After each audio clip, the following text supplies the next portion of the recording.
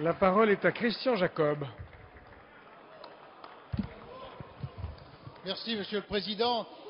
Monsieur le Premier ministre, en 2005, le Parlement a donné valeur constitutionnelle à la Charte de l'environnement et plus particulièrement au principe de précaution.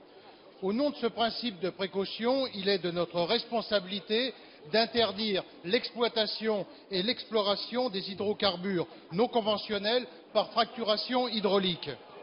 Il est également de notre responsabilité d'abroger les permis délivrés. C'est le sens de la PPL que j'ai déposée avec de nombreux collègues de mon groupe UMP, mais également, je crois, partagée sur l'ensemble de ces bancs. Vous avez demandé, Monsieur le Premier ministre, que la procédure d'urgence soit utilisée. Je vous en remercie. Ça permettra au Parlement d'avoir une position tranchée avant l'été. Si nous ne pouvons pas prendre le risque de réaliser des dommages qui seraient irréversibles sur notre environnement, sur nos paysages, sur nos nappes phréatiques, nous ne pouvons pas non plus être dans l'obscurantisme. C'est la raison pour laquelle nous souhaitons que la mission interministérielle que vous avez engagée avec les deux conseils généraux du ministère du Développement durable et de celui de l'Industrie soit bien entendu puisse continuer, mais qu'au-delà de cela, elle puisse être prolongée au-delà des 3 mois prévus, de façon à avoir sur ce sujet une expertise qui soit à la fois transparente et accessible à l'ensemble de nos concitoyens et également scientifiquement incontestable. Merci. La parole est à Monsieur le Premier ministre. Monsieur le Président, Mesdames et Messieurs les députés, je veux d'abord dire qu'il est légitime que notre pays conduise des recherches sur la question de savoir s'il y a des gisements d'énergie qui peuvent être exploités dans notre pays.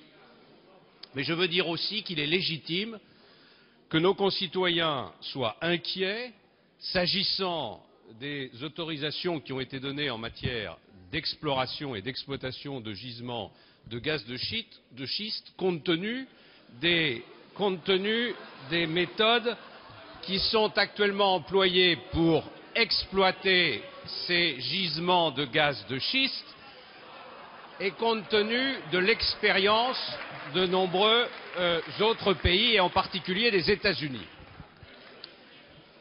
Je veux dire que les autorisations qui ont été données l'ont été dans des conditions qui ne sont pas satisfaisantes. Il n'y a pas eu assez de concertation et il n'y a pas eu assez d'informations. J'en prends, en tant que chef du gouvernement, ma part de responsabilité. Et je considère qu'aujourd'hui, pour qu'il n'y ait aucun doute dans le débat entre les Français et le gouvernement sur ce sujet, il faut tout remettre à plat. Et donc, il faut annuler les autorisations qui ont déjà été données. Il y a des propositions de loi qui ont été déposées dans ce sens.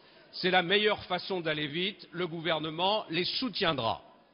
Mais en même temps, Mesdames et Messieurs les députés, je ne veux pas que nous fermions la porte à toute possibilité d'exploiter avec d'autres techniques demain ces gisements. Et c'est la raison pour laquelle j'ai demandé au Conseil général du ministère de l'Industrie et au Conseil général du ministère de l'Environnement de conduire une mission de recherche scientifique sur les possibilités d'exploiter demain ces gisements avec d'autres technologies.